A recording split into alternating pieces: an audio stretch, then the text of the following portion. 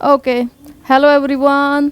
This is me Shraddha Srivastav again with you to discuss a very important topic action potential, जो कि nervous system के अंदर ही एक topic है जिसमें हम लोग पहले ही डिस्कस कर चुके हैं parts of nervous system, structure of neuron, types of neuron, synaptic cleft etcetera.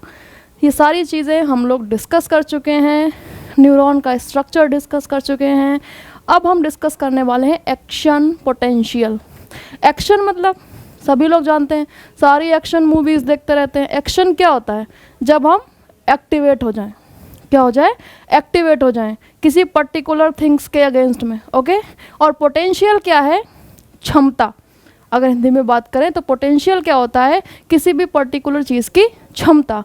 Action potential, neurons की पोटेंशियल के बारे में बात हो रही है। किसके बारे में बात हो रही है? न्यूरॉन्स की पोटेंशियल के बारे में। So basically action potential is like an electrical signal.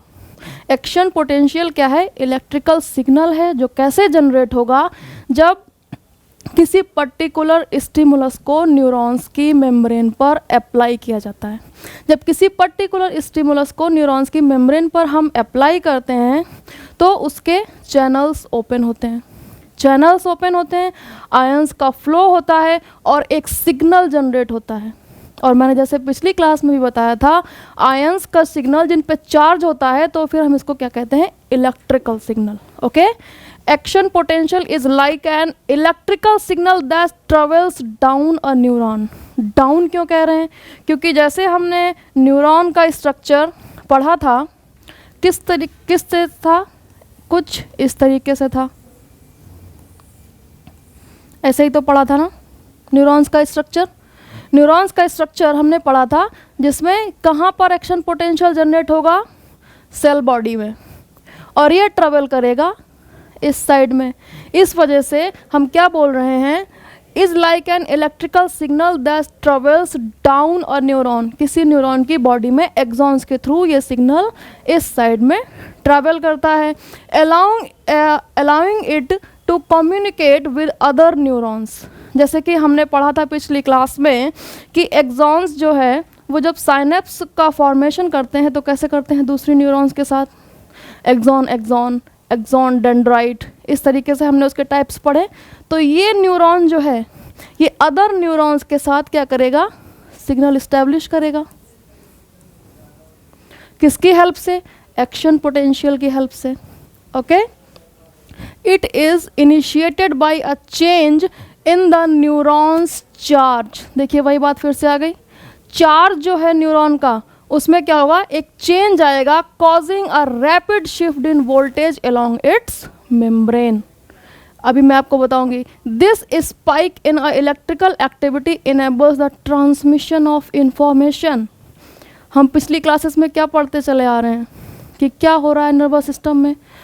जो इंफॉर्मेशन है वही तो ट्रांसमिट हो रही है सेंस ऑर्गन से नर्वस सिस्टम में और नर्वस सिस्टम से इफेक्टिव ऑर्गन्स में। ठीक है। अब बात करते हैं मेम्ब्रेन पोटेंशियल। ठीक है।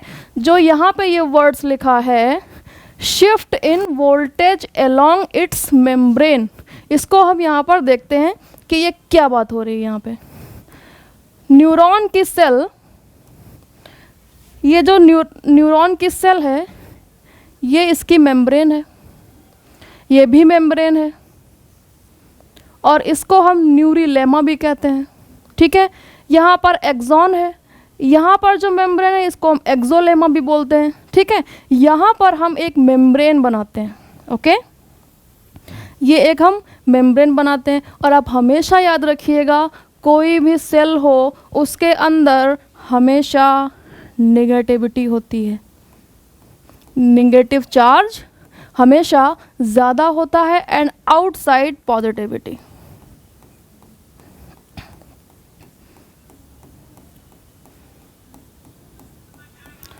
आउटसाइड क्या होता है? पॉजिटिविटी होती है। बिल्कुल आपकी तरह हैं। जैसे कि आप बाहर अपने दोस्तों को दिखाते हैं कि हम बहुत पॉजिटिव हैं, बहुत पॉजिटिव सोचते हैं, लेकिन अंदर से हमेशा कैसे होते हैं? निगेटिव होते हैं, निगेटिव चीज़ें सोचते हैं। क्या मेरा सिलेक्शन होगा? क्या मेरा एग्ज़ाम क्वालिफाई होगा? मेरे कितने मार्क्स आएंगे? जस्ट बिल्कुल आपकी तरह ही आपकी सेल है। Outside positive but inside negative. ऐसा क्यों होता है?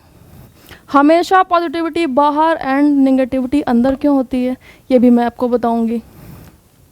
पोटेंशियल, पोटेंशियल का मीनिंग क्या होता है? डिफरेंस। ओके,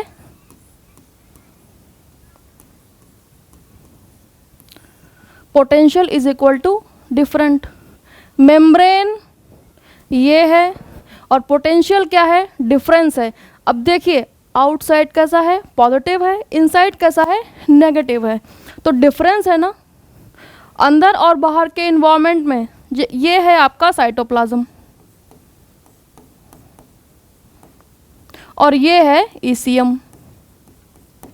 ईसीएम आप सभी जानते होंगे, extra cellular matrix. Extra cellular, cell के बाहर का जो मैट्रिक्स है वो क्या है? ईसीएम। अंदर क्या है? Sorry, cytoplasm.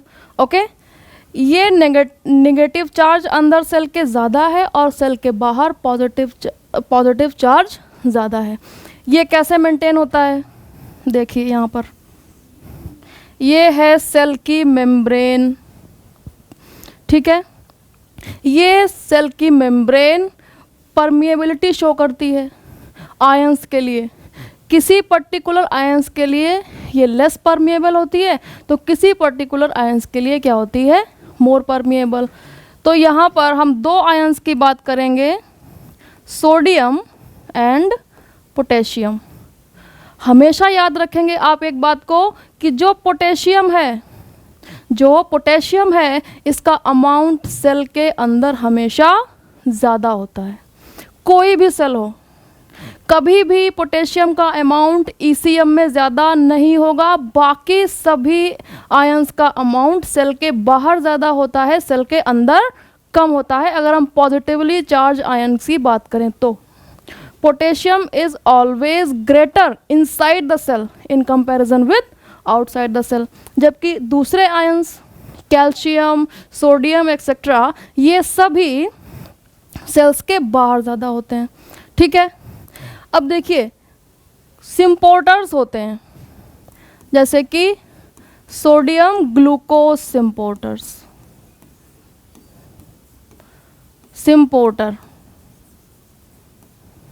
क्या होता है? सिम्पोर्टर, सिम्पोर्टर मतलब एक ही डायरेक्शन में एंट्री करने वाले या फिर एग्जिट करने वाले। जैसे कि सिम्पोर्टर्स क्या होते हैं? एक तरीके की स्पेसिफिक मेम्ब्रेन प्रोटीन्स होती हैं जिनके थ्रू किसी स्पेसिफिक आयन के ग्रेडियंट को यूज़ करके दूसरे मॉलिक्यूल को सेल के अंदर या फिर सेल के बाहर ट्रांसपोर्ट किया जाता है। समझ पा रहे हैं? ये होते हैं सिम्पोर्टर। तो जब जैसे कि ग्लूकोज और सोडियम सिम्पोर्टर, ठीक है, सोडियम के ग्रेडियंट को यूज़ करके ग्लूकोज को अंदर लाते हैं। ऐसे काफ़ी सारे बायोमोलिक्यूल्स हैं जिनको सेल के अंदर लाने के लिए हम सोडियम के ग्रेडियंट का यूज़ करते हैं।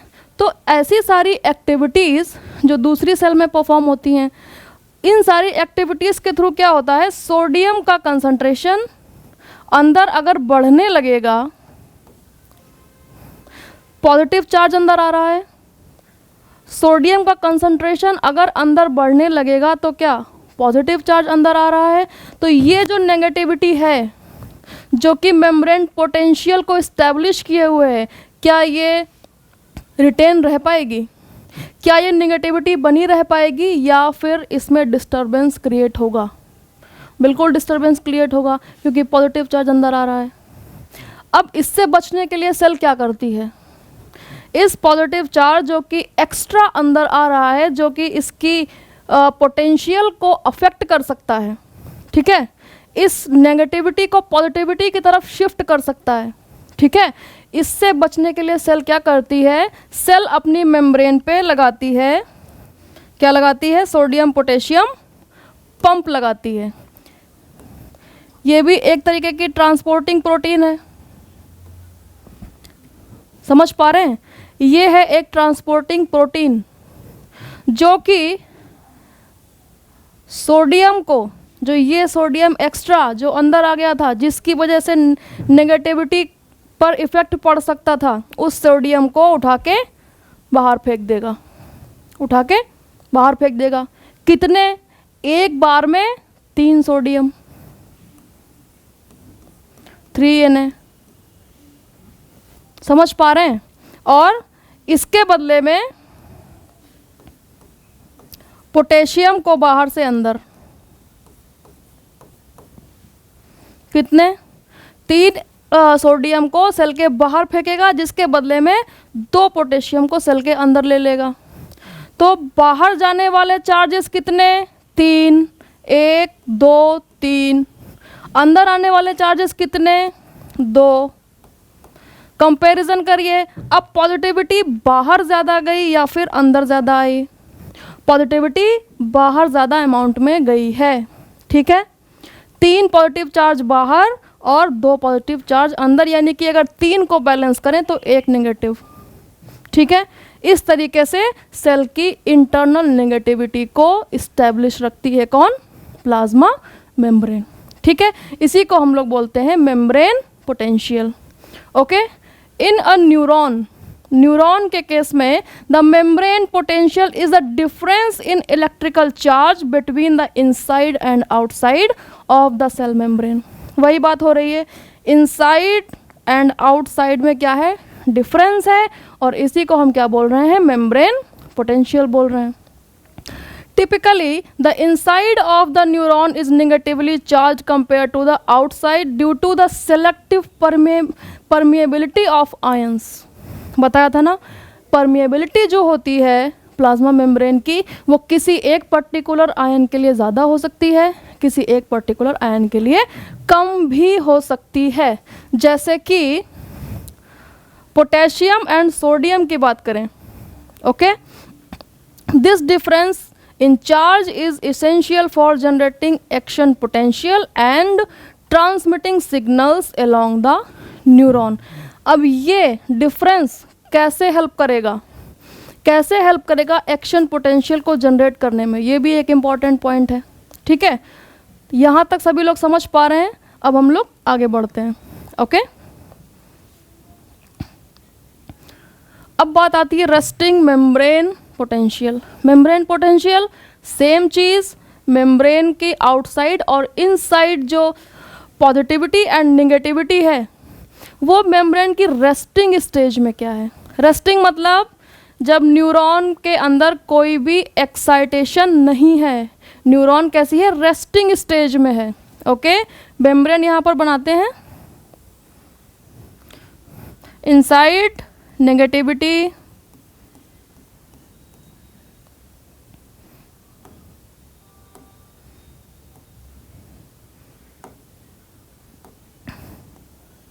Inside negativity, outside positivity.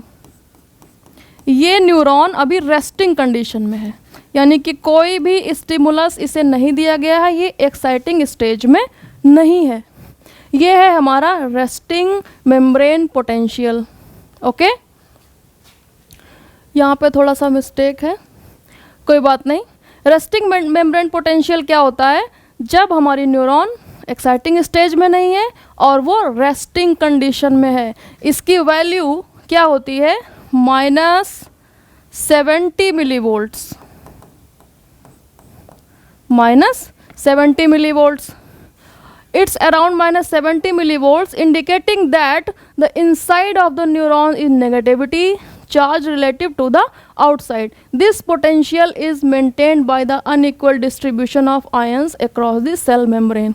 वही बात हो रही है, अनइक्वल डिस्ट्रीब्यूशन, यानी कि बाहर पॉजिटिव आयंस ज़्यादा हैं जबकि अंदर नेगेटिव आयंस की अमाउंट ज़्यादा है, okay. Duration and amplitude of action potential of neuron. बात करते हैं जब एक एक्शन पोटेंशियल फायर होगा, ठीक है। जो डेंड्राइट्स थे, जो हमारी न्यूरॉन्स के डेंड्राइट्स थे,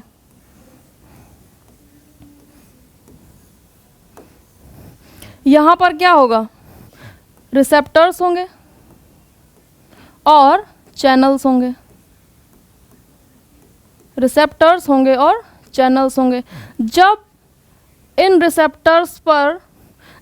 रिसेप्टर्स पर एक स्टिमुलस दिया जाएगा तो क्या होगा? चैनल्स ओपन होंगे और एक्शन पोटेंशियल जनरेट होगा, ठीक है। लेकिन ये हम कैसे पता लगाएंगे कि कितने पावर का, कितना स्ट्रॉन्ग स्टिमुलस दिया जाए जिससे कि एक्शन पोटेंशियल जनरेट हो जाए। ठीक है, अब एक एग्जांपल आपको बताएंगे। अगर कोई छोटा सा एक बच्चा है, सपोज बहुत छोटा सा है, 2-3 साल का, और आपको धीरे से एक छोटी सी स्टिक से हिट कर देता है, तो क्या करेंगे?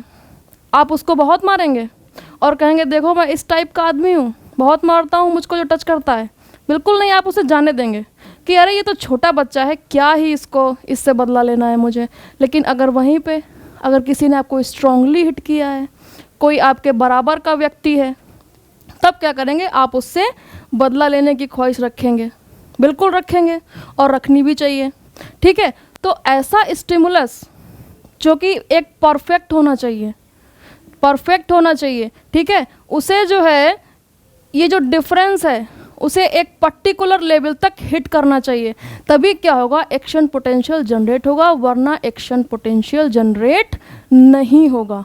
ठीक है, इन रिसेप्टर्स के थ्रू ये चैनल्स ओपन होते हैं और छोटे छोटे एक्शन पोटेंशियल यहाँ पर जनरेट होते हैं। लेकिन क्या ये एक्शन पोटेंशियल इतने स्ट्रॉन्ग हैं जो आगे ट्रेवल कर सकते हैं?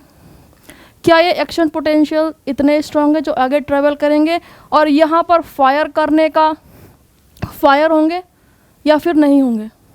ठीक है, तो इसके लिए हम जानते हैं कि एम्पलीट्यूड क्या होना चाहिए किसी भी स्टिमुलस का जो कि एक्शन पोटेंशियल को फायर कर सके।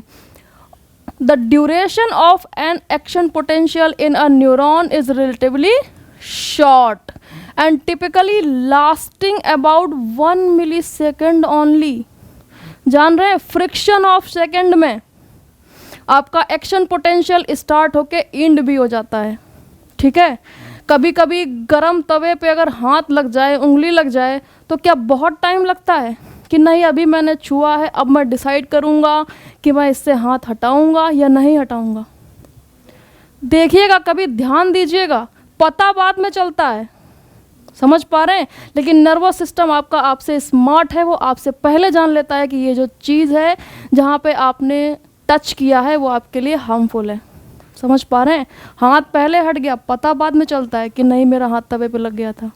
इसका मतलब हमको इस बात में बिल्कुल शक नहीं करना चाहिए कि हमारा नर्वस सिस्टम हमसे ज़्यादा स्मार्ट है। समझ पा रहे हैं? और इसका amplitude, the peak voltage of N action potential can very but it's generally around 35 मिलीवोल्ट्स। समझ पा रहे हैं?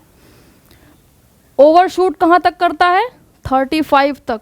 लेकिन -70 मिलीवोल्ट्स जो इसका रेस्टिंग मेम्ब्रेन पोटेंशियल था, जिसको हम RMP कहते हैं, रेस्टिंग मेम्ब्रेन पोटेंशियल, इसमें कम से कम कितना डिफरेंस आए कि एक्शन पोटेंशियल फायर हो जाए? तो इसको कम से कम -55 मिलीवोल्ट्स तक शिफ्ट होना पड़ेगा। यानी कि कितना डिफरेंस आ रहा है? 70 से 55 को घटाइए ज़रा, 15।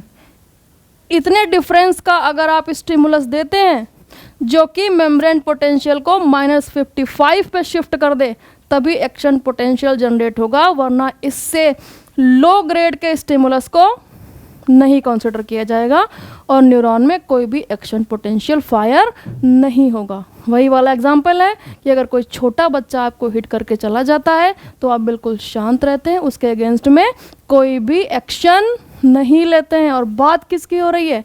एक्शन पोटेंशियल की। एक्शन तभी लेना है जब हमें लगे कि सामने वाला स्टिमुलस पावरफुल है और हमें नुकसान पहुंचा सकता है। ओके, तो ये हुई बात किसकी? रेस्टिंग मेम्ब्रेन पोटेंशियल, RMP, और बात हुई ड्यूरेशन एंड एम्पलीट्यूड। ठीक है, -70 से 55 तक अगर शिफ्ट हो गया तो एक्शन पोटेंशियल जनरेट होगा और फायर करेगा +35 मिलीवोल्ट्स तक। ठीक है, अब हम इसको डिटेल में जानेंगे कि एक्चुअल प्रोसेस क्या है एक्शन पोटेंशियल की और ये कैसे काम करता है। Okay, phases of action potential. अब आता है मेन इम्पॉर्टेंट टॉपिक कि कैसे काम कर रहा है action potential. Phases of the action potential involving the movement of sodium and potassium ions across the neurons membrane allow for the transmission of electrical signals along the neurons। क्या पढ़ा था अभी हमने? ये मेम्ब्रेन है, पोटेशियम कहाँ ज़्यादा है? अंदर। पोटेशियम का अमाउंट मेम्ब्रेन के अंदर ज़्यादा है, जबकि सोडियम का अमाउंट मेम्ब्रेन के बाहर ज़्यादा है। किस कंडीशन में? रेस्टिंग कंडीशन में, जब कोई भी एक्शन पोटेंशियल फायर नहीं हुआ है। अब आती है रेस्टिंग फेज की बात। Neurons maintains a resting membrane potential of approximately -70 millivolt. At this stage sodium and potassium ions are unequally distributed. Unequally का मतलब उसी बात से है कि उसका कंसंट्रेशन अंदर ज़्यादा है और सोडियम का कंसंट्रेशन बाहर ज़्यादा है। Across the membrane due to the action of sodium potassium pump. यही हमने पहले बात की थी, सोडियम पोटेशियम पंप, जो अंदर से सोडियम को उठा के बाहर फेंक रहा है और बाहर से पोटेशियम को अंदर लेके आ रहा है। Okay, this pump actively transports sodium out of the cell and potassium into the cell, contributing to the negative internal charge। यही कंट्रीब्यूट कर रहा है, मैंने आपको बताया था कि इंटरनल जो नेगेटिविटी है उसमें कौन कंट्रीब्यूट करता है? Sodium potassium pump. ओके, अंदर नेगेटिविटी, बाहर पॉजिटिविटी। नेक्स्ट क्या है हमारा? अब बात आती है, अब आ गया स्टिमुलस। किसी ने आपको चुट्टी काटी, किसी ने आपको चुट्टी काटी और बदले में आपने क्या किया? स्लैप। कैसे पता चला कि कुछ हुआ? डीपोलराइजेशन। अब थोड़ा सा यहाँ पर चैनल्स की भी बात कर लेते हैं। ये जो डेंड्राइट्स हैं न्यूरॉन्स के, ये जो न्यूरॉन्स के डेंड्राइट्स हैं, यहाँ पर क्या होते हैं? चैनल्स। कितने तरीके के? 3 टाइप्स।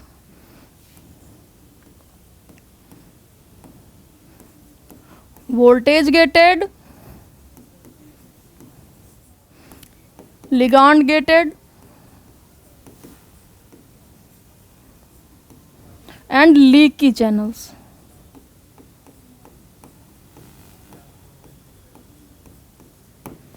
लीकी चैनल्स और होते हैं मैकेनोगेटेड।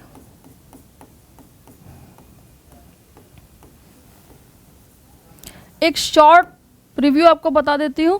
वोल्टेज गेटेड चैनल्स, गेट लगा होगा इनमें, जैसे कि हमारे घर में लगा होता है।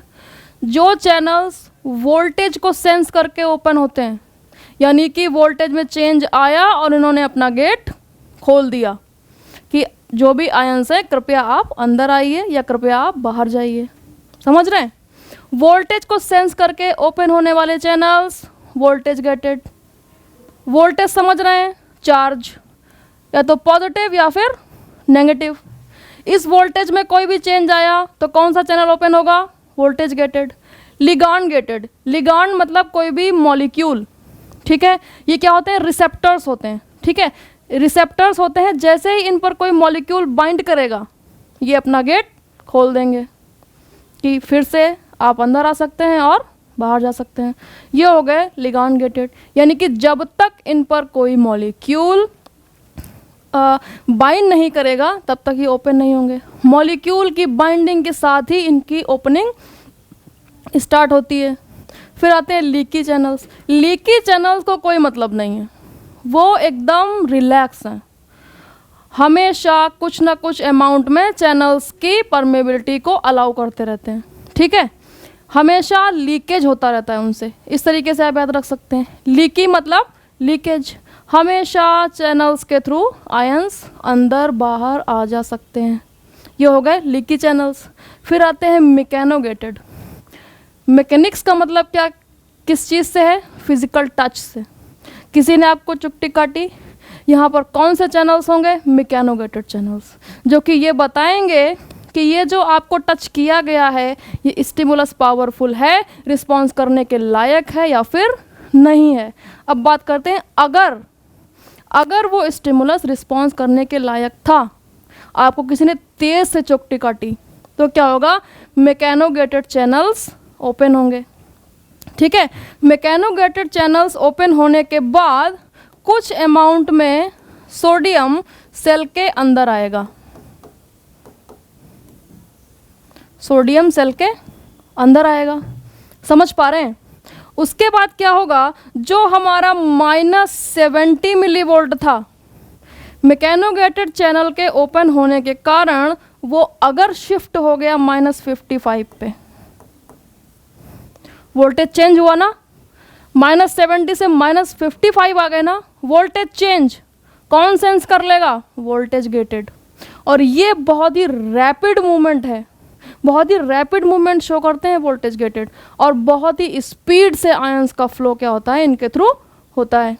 ठीक है, आपको किसी ने चुट्टी काटी, मैकेनोगेटेड ने सेंस किया, मैकेनोगेटेड चैनल ओपन हुए, कुछ अमाउंट में सोडियम बाहर से अंदर आया और इसने शिफ्ट करा दिया -70 से -55 पर, समझ पा रहे हैं।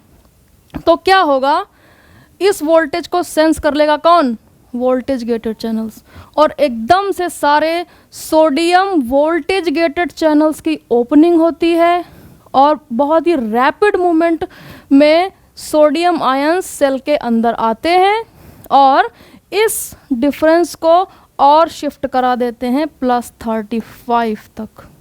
यही होता है जनरेशन ऑफ एक्शन पोटेंशियल। और इसके कितने फेजेस हैं, यहाँ से स्टार्ट करते हैं। रेस्टिंग फेज हम पढ़ चुके हैं, अब स्टार्ट होता है डीपोलराइजेशन। ठीक है, बात करते हैं। पहली बात समझ लो, डीपोलराइजेशन क्या है। पोलराइजेशन क्या था, पोलैरिटी मतलब डिफरेंस, क्या लग गया, डी मतलब डिफरेंस को ख़त्म कर रहे हैं। किसके डिफरेंस को ख़त्म कर रहे हैं, मेम्ब्रेन की जो पोलैरिटी थी। ठीक है, फिर से बता देती हूँ एक बार, ये जो पोलैरिटी है, डिफरेंस है ना, डीपोलराइजेशन, यानी कि इस पोलैरिटी को ख़त्म करेंगे। कैसे, पॉजिटिव चार्ज अंदर आएगा तो इनसाइड भी तो पॉजिटिव होने लगेगा, और जब पॉजिटिव पॉजिटिव हो जाएगा तो डिफरेंस किस बात का, पॉजिटिव पॉजिटिव भी हो जाएगा तो डिफरेंस किस बात का, इसी को हम बोलेंगे डीपोलराइजेशन। ठीक है, देखते हैं डीपोलराइजेशन कैसे होता है। When a stimulus triggers the neuron, sodium channels open. ये किसकी बात हो रही है, वोल्टेज गेटेड वालों की। किसकी बात हो रही है, voltage gated. allowing a rapid influx of sodium ions into the cell. This sudden increase of positive ions inside the neuron causes the membrane potential to shift from its negative resting stage. ठीक है, ये है आपका sodium voltage gated channel. ठीक है, इसके through बहुत सारे सोडियम आयंस अंदर आएंगे, बहुत सारे सोडियम आयंस अंदर आएंगे, और जब पॉजिटिव चार्ज बाहर से अंदर आएगा तो अंदर की नेगेटिविटी ख़त्म होने लगेगी और यहाँ पर पॉजिटिविटी स्टार्ट हो जाएगी, और ये पॉजिटिविटी ओवरशूट करेगी कहाँ तक, +35 तक। ठीक है, मेम्ब्रेन डीपोलराइज हो गई, एक्शन पोटेंशियल ट्रिगर हो गया। Okay, to a positive charge typically around +40 millivolts. ठीक है, ये +40 तक भी ओवरशूट कर सकता है। This phase is known as depolarization, यानी कि मेम्ब्रेन की जो पोलैरिटी थी वो अब ख़त्म हो रही है और मेम्ब्रेन कैसी हो रही है, डीपोलराइज हो रही है। समझ पा रहे हैं। अब ये जो डेंड्राइट्स के रीजन थे, ये जो डेंड्राइट्स के रीजन थे, यहाँ पर कई चैनल्स होंगे, कुछ यहाँ होंगे, कुछ यहाँ होंगे, कुछ यहाँ होंगे, यहाँ भी होंगे, यहाँ भी होंगे, यहाँ भी, यहाँ भी, यहाँ भी। ठीक है, सारे के सारे चैनल्स एकदम से ओपन हो जाएंगे, वोल्टेज गेटेड। सारे के सारे एक चैनल्स एकदम से ओपन हो जाएंगे और bulk of sodium ion cell के अंदर आ जाएंगे। ये सारे एक्शन पोटेंशियल इस साइड में ट्रैवल करेंगे, ये सारे एक्शन पोटेंशियल इस साइड में ट्रैवल करेंगे, ठीक है। और यहाँ पर एक रीजन मैंने न्यूरॉन के स्ट्रक्चर में बताया था, बोलते हैं एक्सॉन हिलॉक रीजन।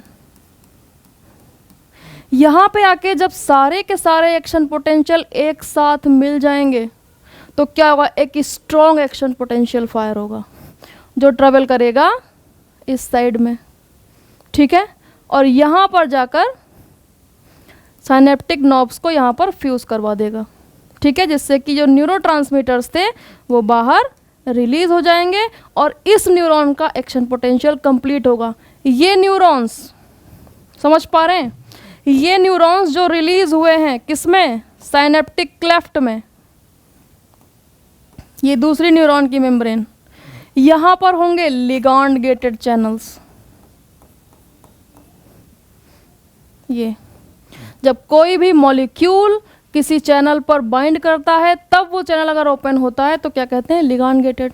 जब ये न्यूरोट्रांसमीटर यहाँ बाइंड करेगा ये चैनल्स ओपन हो जाएंगे। और जैसे सेम प्रोसेस यहाँ एक्टिवेट हुआ था, सेम प्रोसेस यहाँ पर एक्टिवेट होगा। फ़र्क कितना है, यहाँ पर मैकेनोगेटेड, चुकटी काटी, मैकेनोगेटेड ओपन हुए, उन्होंने 55 पर शिफ्ट करवाया, देन एक्शन पोटेंशियल फायर हुआ। जबकि इसकी नेक्स्ट न्यूरॉन में जब सिग्नल ट्रांसमिट होगा तो क्या होगा, लिगांड गेटेड सेंस करेंगे, वो ओपन होंगे और वो मेम्ब्रेन पोटेंशियल को शिफ्ट कराएंगे -55 पर, और तब इसमें सेम प्रोसेस से एक्शन पोटेंशियल जनरेट होगा। क्या ये एक्शन पोटेंशियल एक बार जनरेट हो गया तो जनरेट ही रहता है या फिर स्टॉप भी होता है? किसी ने अगर आपको टच किया है तो क्या फिर बस जीवन भर वही सिग्नल आ रहा है, किसी ने टच किया, किसी ने टच किया, किसी ने टच किया? नहीं, एक समय के बाद क्या होता है, वो सिग्नल टर्मिनेट भी करता है। तो हम बात कर रहे थे डीपोलराइजेशन की, सोडियम के अंदर आने से पॉजिटिविटी बढ़ी। नेक्स्ट फेज क्या आएगा, अब क्या ये पॉजिटिविटी लगातार बढ़ी रहेगी, बढ़ती ही चली जाएगी या फिर कम भी होगी?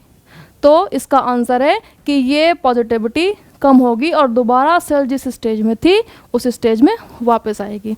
इस प्रोसेस को क्या बोलेंगे, रीपोलराइजेशन। डी मतलब डिफरेंस ख़त्म कर रहे हैं, री मतलब फ़ोन में रीचार्ज करते हैं, जो हमारा रिचार्ज होता है उसको क्या करते हैं, रीचार्ज, फिर से अपना फ़ोन चार्ज करते हैं। री मतलब दोबारा वही काम करना, जैसे कि हमारी पहली स्टेज थी। पोलराइजेशन मतलब मेम्ब्रेन के क्रॉस डिफरेंस, फिर से जो हमारा डिफरेंस था उसको रीपोलराइज कर लेंगे, जैसी हमारी मेम्ब्रेन थी जस्ट वैसी ही कर देंगे। ओके, तो सोडियम ने क्या किया था, मेम्ब्रेन पोटेंशियल को ख़त्म कर दिया था, अंदर भी पॉजिटिविटी हो गई थी। समझ पा रहे हैं?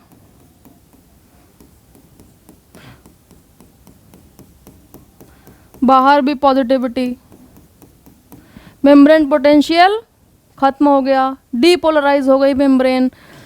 अब क्या होगा, धीरे धीरे पोटेशियम चैनल ओपन होना शुरू होंगे।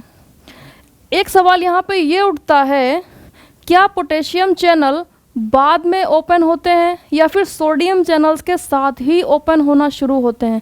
तो यहाँ पर एक बहुत ही इम्पॉर्टेंट पॉइंट है जो आपको ज़रूर नोट करना है। जैसे ही एक्शन पोटेंशियल फायर होता है दोनों चैनल्स साथ में ओपन होना शुरू होते हैं, लेकिन जो सोडियम चैनल्स हैं वो ज़्यादा एक्टिव हैं। समझ पा रहे हैं? जो डीपोलराइजेशन के लिए रिस्पॉन्सिबल थे सोडियम चैनल्स वो ज़्यादा एक्टिव हैं और जल्दी से ओपन होते हैं और उनसे सोडियम का इन्फ्लक्स होना स्टार्ट हो जाता है। जबकि जो पोटेशियम चैनल जो रीपोलराइजेशन के रिस्पॉन्सिबल हैं, समझ पा रहे हैं, ये भी उसी टाइम ओपन होना शुरू होते हैं। किसको? वोल्टेज चेंज को सेंस करके। बट ये थोड़े स्लो चैनल हैं, आलसी हैं, बिल्कुल आपकी तरह कि मम्मी उठाना शुरू करती हैं तो बहुत धीरे धीरे धीरे धीरे उठना शुरू करते हैं और फिर इधर बैठ के उधर बैठ के बहुत देर में अपना काम स्टार्ट कर पाते हैं। ठीक है, ऐसे ही है कौन, potassium channel. Potassium channel sense तब ही कर लेते हैं मेम्ब्रेन पोटेंशियल को, लेकिन जब तक वो प्रॉपरली ओपन होते हैं तब तक हमारी मेम्ब्रेन डीपोलराइज हो चुकी होती है। अब पोटेशियम चैनल एक्टिवली ओपन हो चुके हैं और अब वो क्या करेंगे, आइए देखते हैं। Potassium channel open. अब मैंने पहले बताया था पोटेशियम का कंसंट्रेशन बाहर ज़्यादा कि अंदर, अंदर ज़्यादा। और चैनल्स की क्या खासियत है कि वो कंसंट्रेशन के अलोंग ही आयंस को मूव करवाते हैं। सोडियम अंदर ही क्यों आया जब चैनल खुले, तो बाहर क्यों नहीं चला गया? जब डीपोलराइज हुई मेम्ब्रेन तो सोडियम अंदर की तरफ ही क्यों आया, बाहर क्यों नहीं चला गया? क्योंकि बाहर सोडियम का कंसंट्रेशन ज़्यादा था और अंदर सोडियम का कंसंट्रेशन कम था। तो जहाँ से कंसंट्रेशन ज़्यादा होता है और जहाँ कंसंट्रेशन कम होता है, चैनल्स के थ्रू आयंस हमेशा उसी डायरेक्शन में मूव करता है। तो सोडियम का कंसंट्रेशन बाहर ज़्यादा अंदर कम, तो जैसे ही चैनल ओपन हुए बाहर से अंदर की तरफ फ्लो हुआ, पॉजिटिव चार्ज अंदर बढ़ गया, मेम्ब्रेन कैसी हो गई, डीपोलराइज। अब टाइम आ गया है पोटेशियम चैनल ओपन होने का, समझ पा रहे हैं? टाइम आ गया है पोटेशियम चैनल ओपन होने का, और पोटेशियम का कंसंट्रेशन बाहर ज़्यादा या अंदर, पोटेशियम का कंसंट्रेशन हमेशा सेल के अंदर ज़्यादा इन कंपैरिजन विद आउटसाइड। ठीक है, तो जब ये चैनल ओपन होंगे तो क्या होगा, अंदर से बाहर जाएगा पोटेशियम या फिर बाहर से अंदर आएगा? ज़रा सोचो, कंसंट्रेशन अंदर ज़्यादा है तो हमेशा कंसंट्रेशन के अलोंग ही मूव कराता है क्या, चैनल, तो ये बाहर की तरफ पोटेशियम को मूव कराएगा। समझ पा रहे हैं?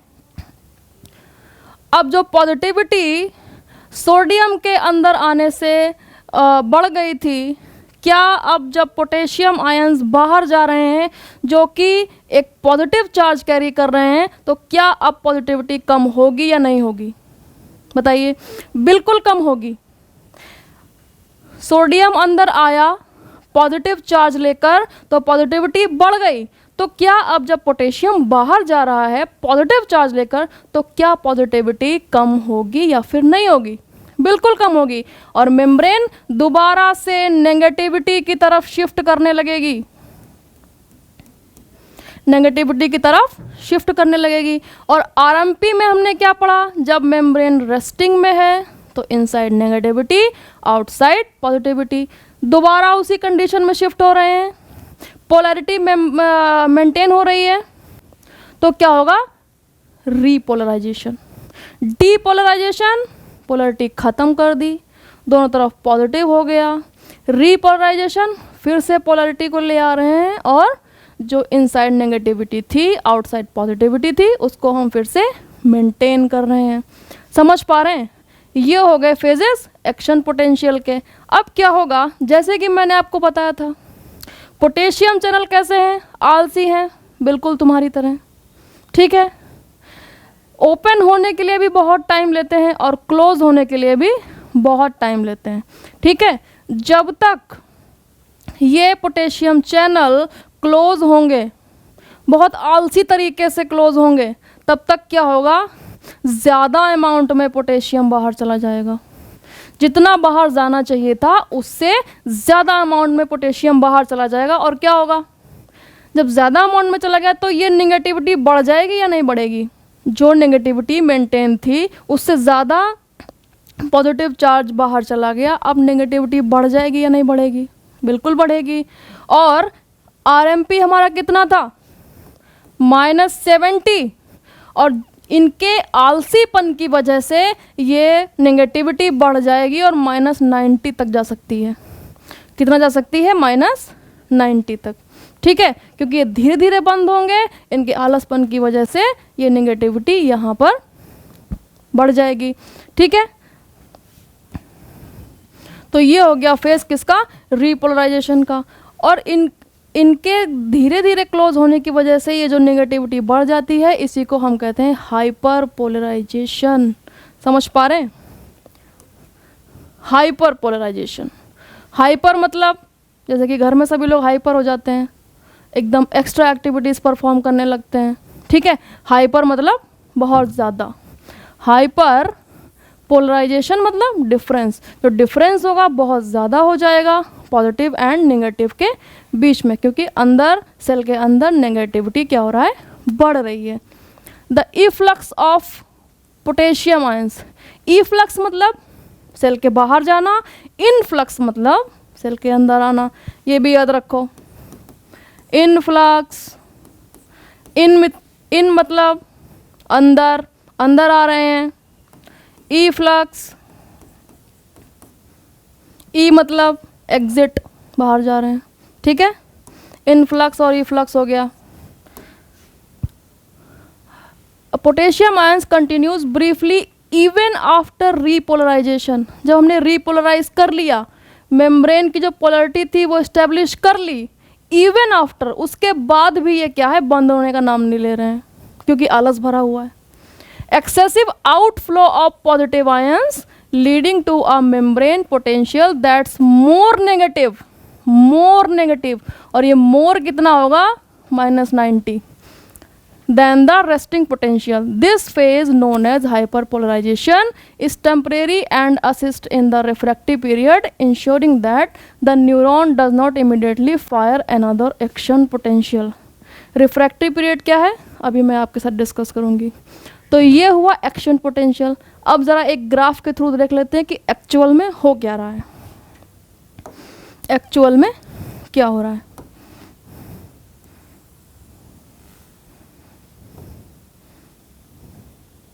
ये एक ग्राफ है, कितना था, -70 मिलीवोल्ट, ये क्या था हमारा, RMP, रेस्टिंग मेम्ब्रेन पोटेंशियल, जब आउटसाइड पॉजिटिविटी है और इनसाइड नेगेटिविटी है। ये है -55, ये है 0 और ये है +35 या फिर +40, ठीक है। अब यहाँ से क्या हुआ, एक्शन पोटेंशियल फायर हुआ। यहाँ पर अगर कोई ऐसा स्टिमुलस जो इस डिफरेंस को -55 तक शिफ्ट करा दे, तब क्या होगा, एकदम से एक्शन पोटेंशियल फायर होता है यहाँ पे, समझ पा रहे हैं। और इसमें टाइम बहुत कम लगता है, क्योंकि जो सोडियम चैनल्स हैं बहुत ही फास्ट रिएक्टिंग होते हैं और बहुत ही जल्दी ओपन होते हैं, और क्या करते हैं, जो हमारे सोडियम आयंस हैं उनका इनफ्लक्स स्टार्ट हो जाता है। और ये है हमारा रीपोलराइजेशन और ये हाइपर पोलराइजेशन, देन सेम, ठीक है। तो ये जो हमारी पीक आती है, ये पीक कहाँ पर आएगी, +35 या फिर +40 तक। ये क्या है, एक्शन पोटेंशियल का ग्राफ है। यहाँ पे अगर बात करें तो क्या होगा, यहाँ पे अगर बात करें इसके बारे में, तो यहाँ पे क्या हो रहा है, कौन से चैनल्स ओपन होंगे, sodium channels, sodium channel open, और क्या होगा, मेम्ब्रेन डीपोलराइज, मेम्ब्रेन डीपोलराइज्ड, और सोडियम का क्या होगा, इनफ्लक्स, सोडियम का इनफ्लक्स होगा। ये 3 पॉइंट्स किसके बारे में है, इसके बारे में। अब यहाँ तक सेंस करते करते क्या होगा, ये जो सोडियम चैनल्स हैं ये क्लोज होने लगेंगे, क्योंकि चैनल्स हमेशा बहुत ही शॉर्ट टाइम पीरियड के लिए ओपन होते हैं, बहुत ही शॉर्ट टाइम पीरियड के लिए। जैसे ही यहाँ से यहाँ पर शिफ्ट होगा, यहाँ पर क्या होगा, सोडियम चैनल्स क्लोज, ठीक है। यहाँ की बात करें तो यहाँ पर क्या होगा, सोडियम चैनल क्लोज,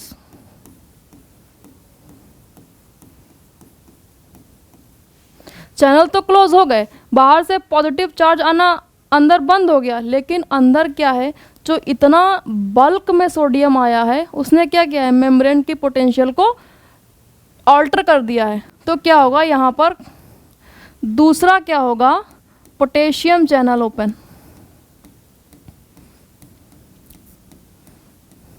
मेम्ब्रेन कैसी होने लगेगी, दोबारा से अपने पोलराइज्ड स्टेट में आने लगेगी, यानी कि रीपोलराइजेशन।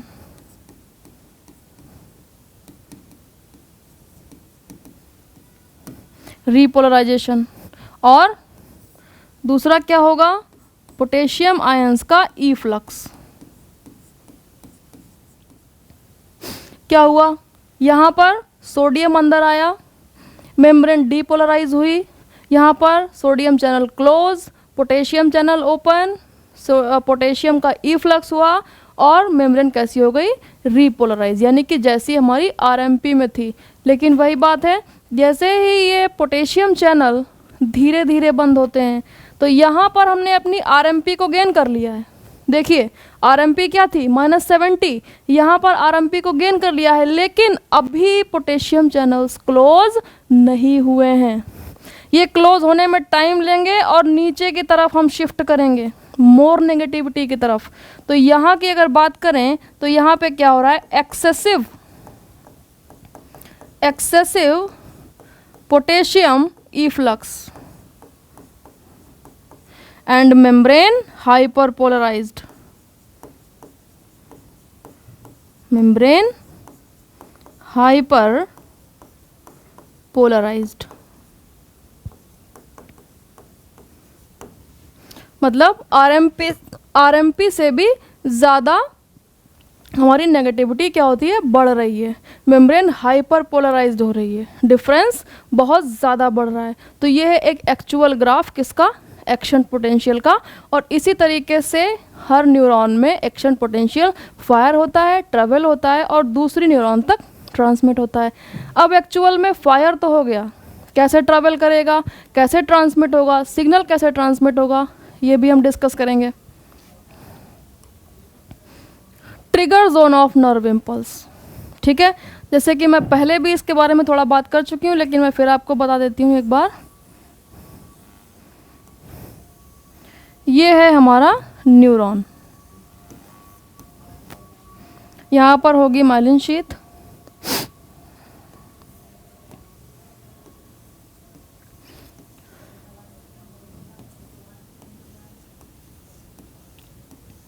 ठीक है।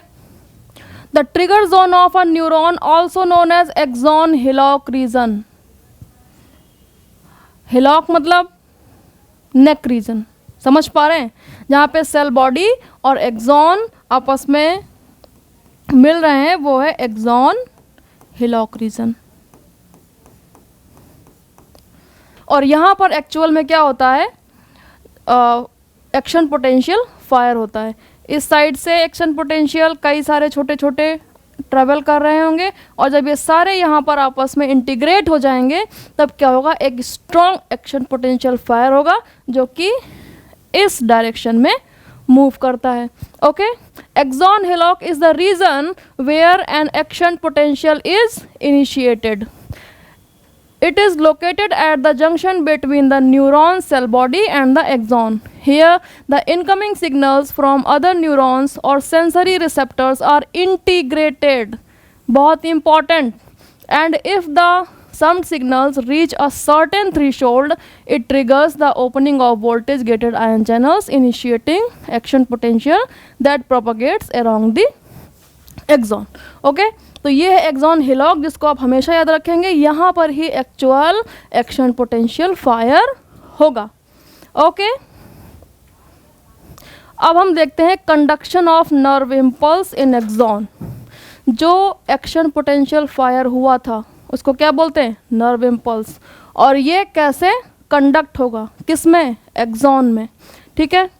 अब दो टाइप्स के बताए थे ना मैंने आपको एक्सॉन्स, कि 2 माइक्रोमीटर से 2 माइक्रोमीटर से जिनकी लेंथ कम होगी एक्सॉन की, और 2 माइक्रोमीटर से जिनकी लेंथ क्या होगी, ज़्यादा होगी। माइलिन शीथ किस में प्रेजेंट होती है, 2 माइक्रोमीटर से कम या फिर ज़्यादा, जिनकी लेंथ ज़्यादा होगी उनके ही तो ब्रेकेज का डर है, छोटे जिनकी लेंथ कम होती है उनके ब्रेकेज का डर नहीं होता है। तो माइलिनेटेड यानी कि इन एक्सॉन्स की लेंथ कैसी है, ज़्यादा है। इसमें कंडक्शन कैसे होगा, in myelinated neurons the action potential jumps और leaps from one node of Ranvier to another node of Ranvier. Nodes of Ranvier मैंने बताए थे क्या होता है, ये देखिए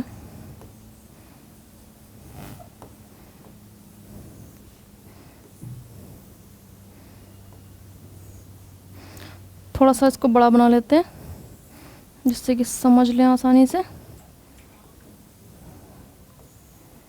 ये ड्राइंग पे मत जाना बिल्कुल, ठीक है। ये है माइलिन शीथ और ये है आपके nodes of Ranvier, nodes of Ranvier. और मैंने बताया था नोड्स ऑफ रेनवियर पे क्या प्रेजेंट होता है, आयन चैनल्स, ठीक है। यहाँ पे ट्रिगर हुआ एक्शन पोटेंशियल, इस डायरेक्शन में मूव कर रहा है, तो जैसे ही एक्शन पोटेंशियल मूव कर रहा है इस डायरेक्शन में, यहाँ पर भी सेम प्रोसेस होगा। ये है, इधर माइलिन शीथ है, इधर माइलिन शीथ है, ये है नोड ऑफ रेनवियर। यहाँ पर भी सेम प्रोसेस होगा, जैसे ही ये एक्शन पोटेंशियल इस डायरेक्शन में मूव करेगा, ये भी मेम्ब्रेन पोलैरिटी को क्या करेगा, इफेक्ट करेगा। यहाँ पर जो नेगेटिविटी होगी वो भी कैसे, पॉजिटिव में चेंज होने लगेंगे, ठीक है। अगर यहाँ पर पॉजिटिविटी आई, और सेल की फितरत क्या है कि अगर वो अंदर से नेगेटिव है तभी वो शांत रहती है, वरना क्या करती है, हल्ला मचा देती है। अब देखो पॉजिटिविटी हो गई, अब क्या होगा, वही -55 तक शिफ्ट हो गया यहाँ का पोलैरिटी। अब क्या होगा, यहाँ पे होते हैं चैनल्स, जैसे कि डेंड्राइट रीजन में थे, यहाँ पर भी हैं चैनल्स,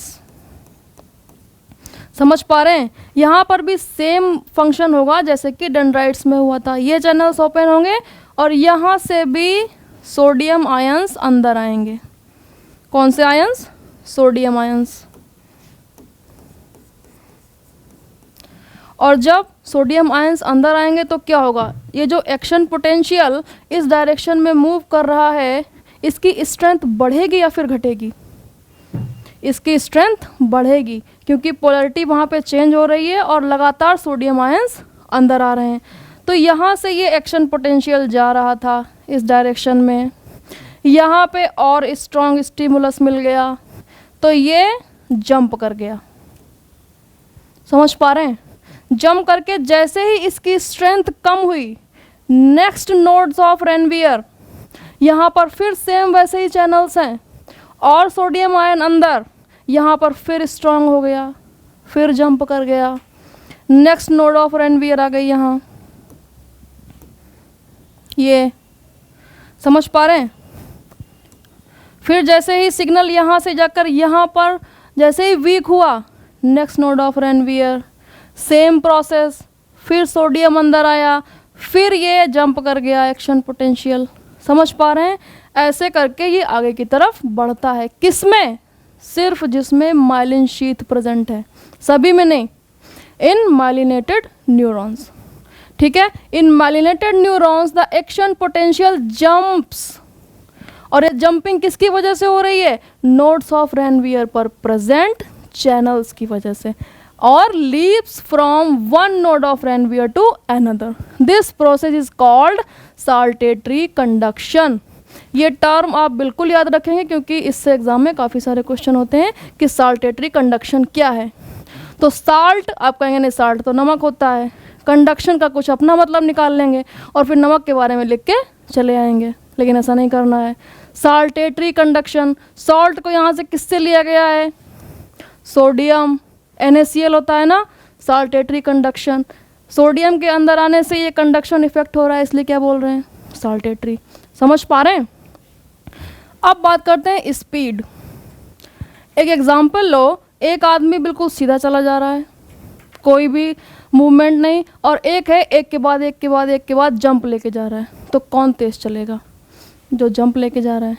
तो स्पीड किसकी ज़्यादा होगी, माइलिनेटेड वालों की या फिर अनमाइलिनेटेड।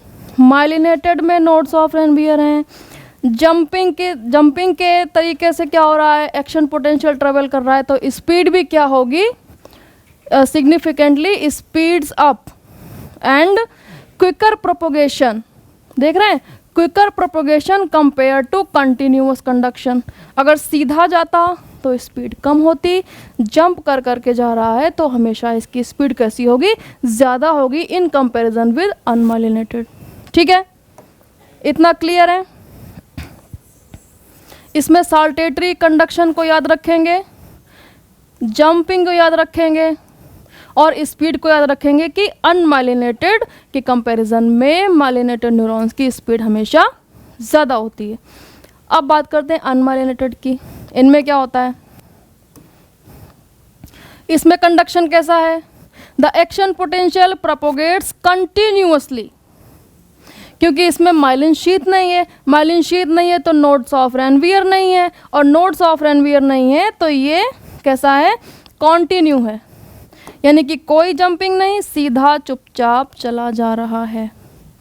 इसकी स्पीड कैसी होगी, conduction is slower compare to myelinated neurons. जैसे कि मैंने बताया कि जो व्यक्ति एकदम सीधा जा रहा है चुपचाप बिना किसी उछल कूद किए, वो धीरे धीरे जाएगा, और ये जो उछल कूद करके जा रहा है वो हमेशा तेज जाएगा।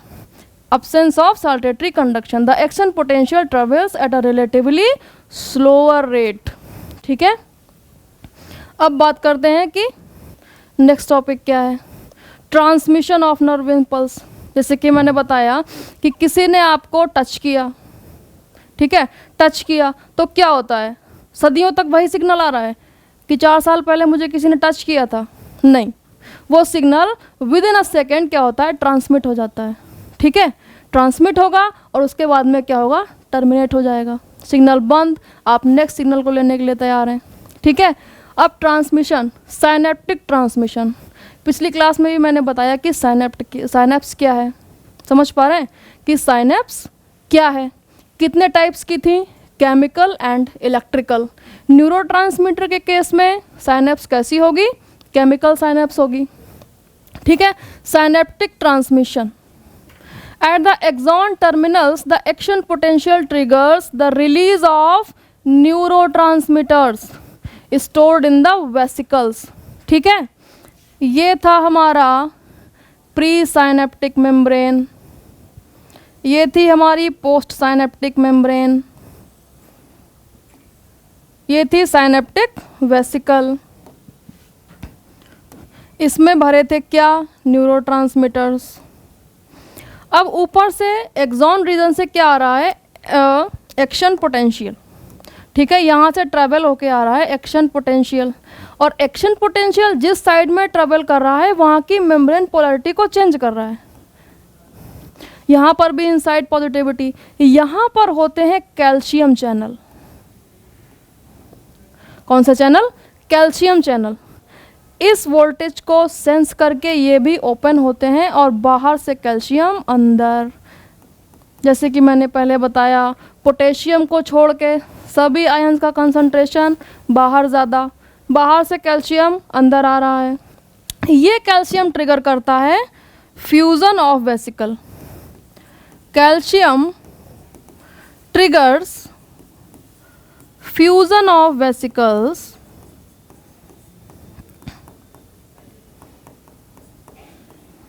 To plasma membrane.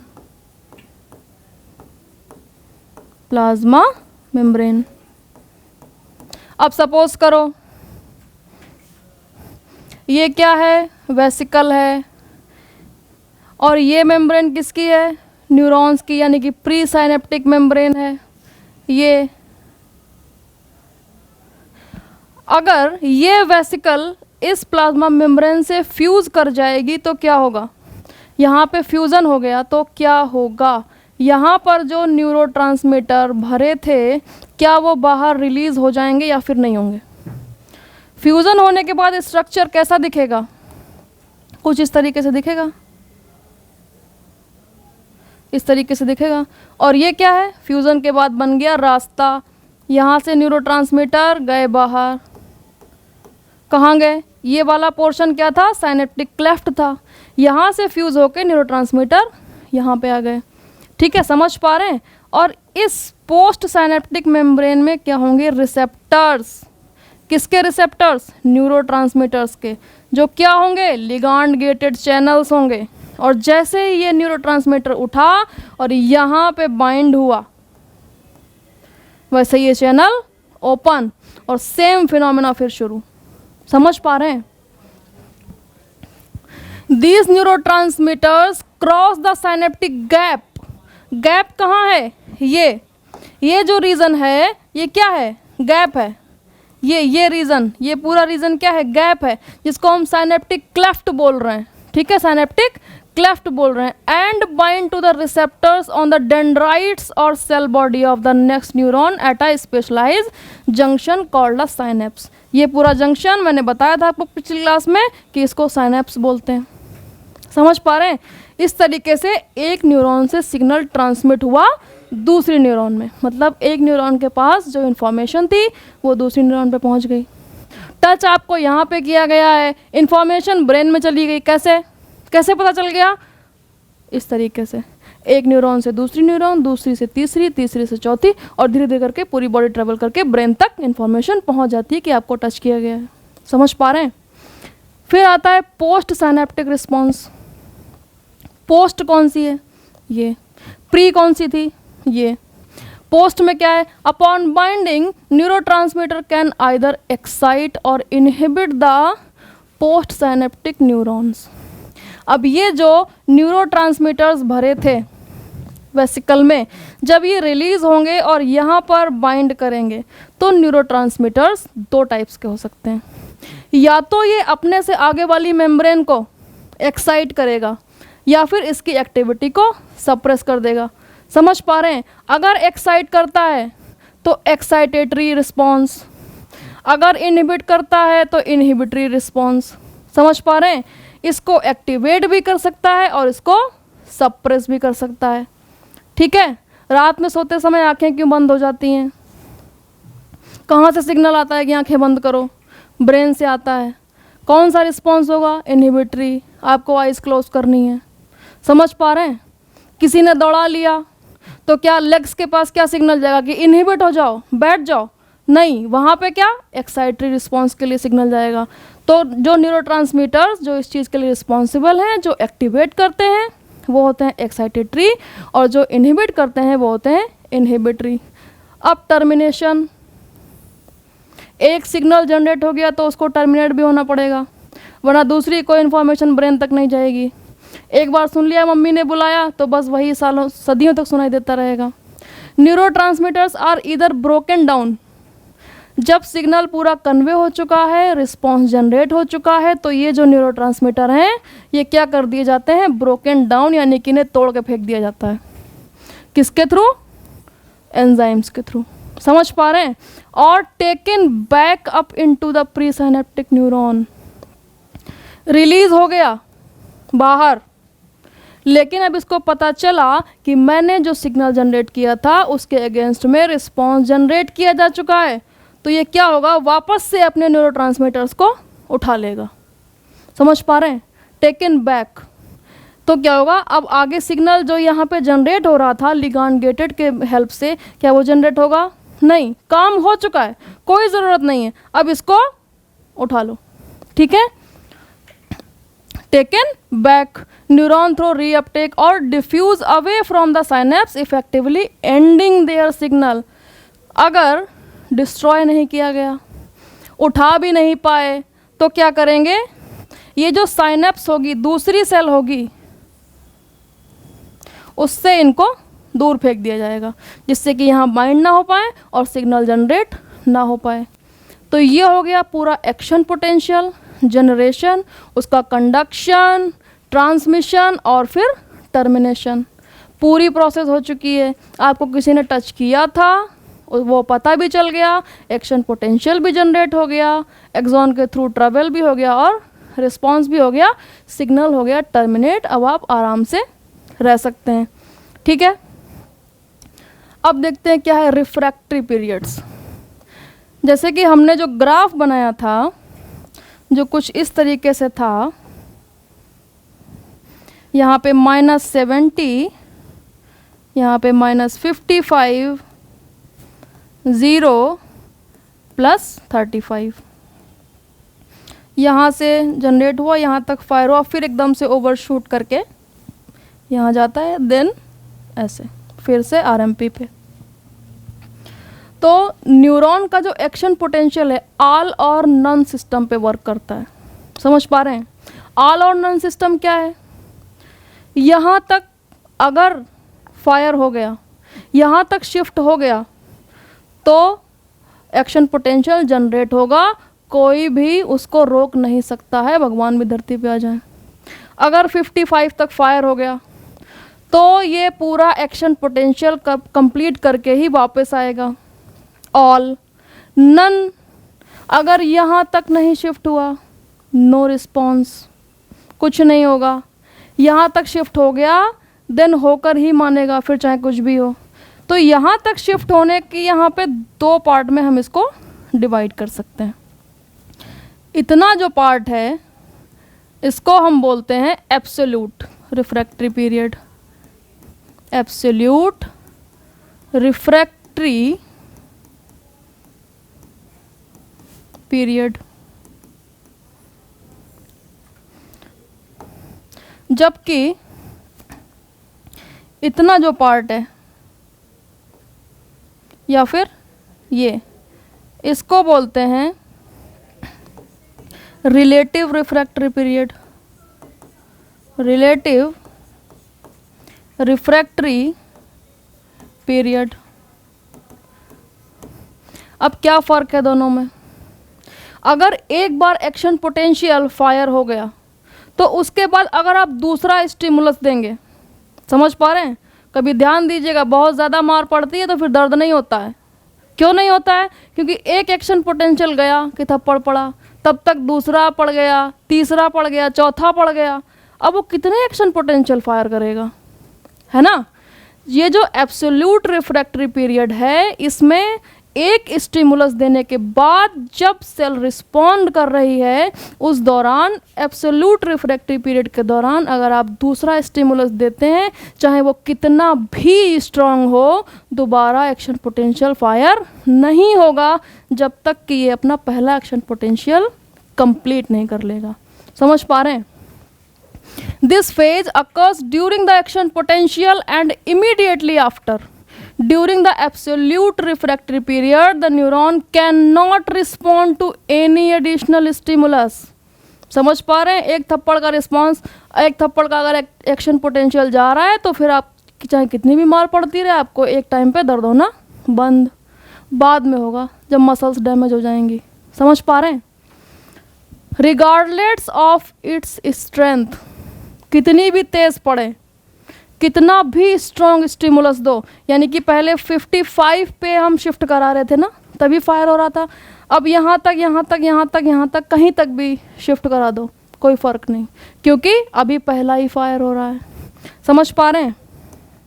Absolute refractory period. अब आते हैं आगे वाले फेज़ में, रिलेटिव रिफ्रैक्टरी पीरियड। ये क्या है? यहाँ पर क्या होते हैं, जो सोडियम चैनल्स हैं वो क्लोज हो चुके हैं, पोटेशियम चैनल्स ओपन है। यहाँ पर एक्शन पोटेंशियल फायर क्यों नहीं होता है दोबारा? क्योंकि जितने भी सोडियम चैनल हैं वो पहले ही इंगेज हैं, दोबारा से क्या आप उनको ओपन करा लेंगे, है ना? यहाँ पर हो चुके हैं क्लोज सोडियम चैनल्स, ध्यान दीजिएगा, यहाँ पर क्लोज हो चुके हैं। तो अगर पहले से ज़्यादा स्ट्रॉन्ग स्टिमुलस आप अप्लाई करते हैं तो हो सकता है जो चैनल्स यहाँ पर क्लोज हो गए हों वो ओपन हो जाएं और दोबारा दूसरा एक्शन पोटेंशियल जनरेट हो सकता है। लेकिन कब? जब पहले स्टिमुलस से पावरफुल स्टिमुलस दिया जाएगा। अगर उतनी ही फ्रीक्वेंसी का है तो रिस्पॉन्स जनरेट नहीं होगा। कहाँ पर? सिर्फ यहाँ पर रिलेटिव रिफ्रैक्टरी में। एब्सोल्यूट में तो होगा ही नहीं, कितनी भी तेज़, कितना भी पावरफुल दे दो, नहीं। अगर रिलेटिव की बात करें तो अगर पहले स्टिमुलस से ज़्यादा स्ट्रॉन्ग स्टिमुलस दिया गया है तो यहाँ पर रिस्पॉन्स जनरेट हो सकता है। इसी को कहते हैं रिफ्रैक्टरी पीरियड्स। समझ पा रहे हैं? देख लेते हैं क्या है relative. Relative refractory periods following the absolute refractory period there is period where the neuron's membrane potential is returning, यानी कि जो भी सोडियम चैनल थे वो close. Its resting stage. During this relative refractory period, the neuron can respond to stronger पहले जो stimulus था जिस पे फायर हुआ था एक्शन पोटेंशियल, उससे स्ट्रॉन्ग देना है तभी जनरेट होगा, ठीक है, because some potassium channels are still open, ठीक है, वो क्या कर रहे हैं, चार्ज को बाहर फेंक रहे हैं लगातार, और चार्ज को बाहर फेंक रहे हैं, आपने स्टिमुलस दिया, फिर से Na अंदर आया, तो क्या होगा, पोटेशियम तो बाहर जा ही रहा है, फायर ही नहीं होगा। स्ट्रॉन्ग देना है, यानी कि बहुत तेज़ी से सोडियम अंदर आए, जो कि पोटेशियम बाहर जा रहा है उसको भी बीट कर जाए, तब क्या होगा, एक्शन पोटेंशियल फायर होगा। Contributing to hyper polarization, however it requires a higher intensity stimulus to generate other action potential, ठीक है। तो ये था हमारा पूरा एक्शन पोटेंशियल। अब देखते हैं न्यूरोट्रांसमीटर्स, जो साइनेप्टिक वेसिकल्स में न्यूरोट्रांसमीटर्स होते हैं वो कैसे हो सकते हैं। उनका नेचर अमाइनो एसिड हो सकता है, प्रोटीनिशियस नेचर के, और बायोजेनिक, जिसमें कि मैंने बताया था कुछ एक्साइटेटरी, कुछ इनहिबिटरी। तो याद रखेंगे एसिटाइल कोलिन बहुत ही फेमस है, गावा बहुत ही फेमस है, इन दोनों को तो याद ही रखना है, और ये दोनों बहुत इंपॉर्टेंट है, नॉरएड्रेनालिन या फिर एड्रेनालिन। समझ पा रहे हैं, ये बहुत ही इंपॉर्टेंट है, ये सब आप लोग याद करेंगे, इनके नाम और इनका नेचर कैसा है, जैसे कि एक्साइटेटरी है, इनहिबिटरी है, इस तरीके से आपको लर्न करना है, ठीक है।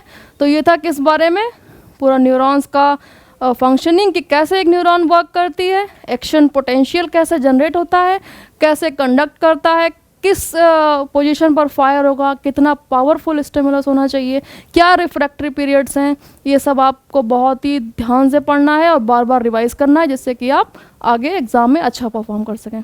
Thank you.